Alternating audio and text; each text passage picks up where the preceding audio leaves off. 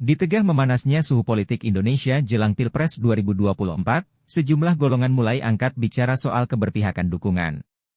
Salah satunya datang dari Presidium Alumni 212, PAK 212. Wasekjen PAK 212 Novel Bamukmin menjelaskan pihaknya melayangkan kritik keras kepada Anies Baswedan usai menggandeng Ketua PKB Muhaimin Iskandar atau Cak Imin sebagai cawapres. Seakan menyebut Anies Baswedan berkhianat. Ia meminta agar capres Nasdem itu tidak lupa perjalanannya hingga sampai di posisinya sekarang. Novel menyebut Anies bisa menjadi calon presiden tak lepas dari peran PAK 212 yang mendulang suara pada pemilihan Gubernur DKI Jakarta beberapa tahun silam. Seperti diketahui, Anies cukup sering duduk bersama petinggi PAK 212 selama masih menjabat sebagai Gubernur DKI Jakarta. Cak Imin juga dinilai tidak punya visi misi yang sejalan dengan PAK 212 terkait memberantas penistaan agama. Kata Novel, Cak Imin tidak pernah ada di barisan yang menentang penista agama. Termasuk kaitannya dengan partainya, PKB. Novel menyebut PKB sebagai basis berkarya Cak tidak bisa dilepas dari Nahdlatul Ulama. Nah, pihak NU pun disebut tidak pernah terlibat dalam poros perjuangan PAK 212 selama ini. Padahal kata dia, NU seharusnya ada di garda terdepan saat pergerakan menentang penistaan agama dijalankan. Novel juga menyeret nama Presiden Jokowi yang juga berada di posisi yang sama dengan Cak Imin melindungi pelaku penistaan agama.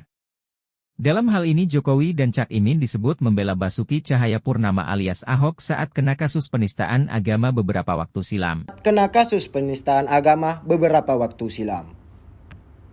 Satu yang paling penting dan sangat mendasar, Cak Imin ini ada berpihak dalam kelompok-kelompok pendukung penista agama atau yang dari salah satu partai yang kemarin bersama Jokowi itu yang mana Jokowi ini adalah orang yang benar-benar adalah kelompok yang mendukung penista agama. Ketika kasus Ahok itu PKB kemudian juga itu ada di barisan untuk mendukung Ahok. Begitu juga keputusan Pilpres juga sama. Mereka juga sampai saat ini tidak ada tindakan tegas atau tidak bersama kita sama-sama melawan daripada penistaan agama. Itu yang paling prinsip. Yang sampai saat ini tertanam di benak kita dan kita hafal kelompok-kelompok daripada pendukung. Dan itu sangat fatal.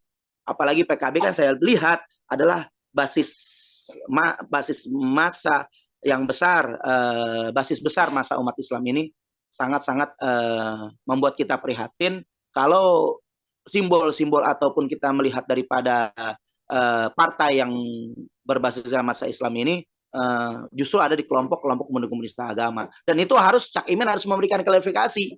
Nah, kalau mau, nah saya menanti kalau mau betul-betul Cak Imin harus memberikan klarifikasi untuk sampai saat ini bagaimana sikapnya terhadap penistaan agama yang sampai saat ini menjadi Indonesia ini darurat penistaan agama. Karena saya yang tahu melaporkan daripada orang-orang penista agama, termasuk Sukmawati saya laporkan, kemudian juga Victor Leskodat, ada beberapa banyak juga, ada Denny Siregar, ada Ade Armando, itu kan banyak.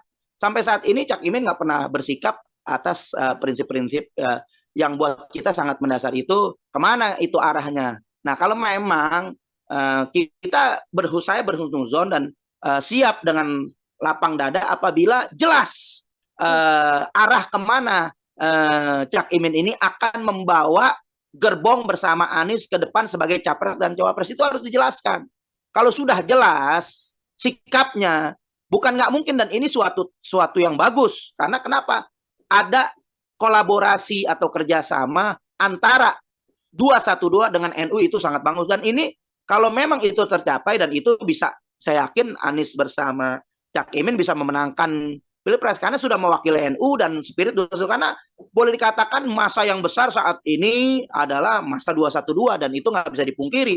Dan itu real, nyata, spirit 212 sudah meluas di mana-mana, tokohnya juga sudah luar biasa, dan kita hanya mengikut kepada komando Habib Rizik untuk bisa nanti menetapkan daripada capres dan capresnya.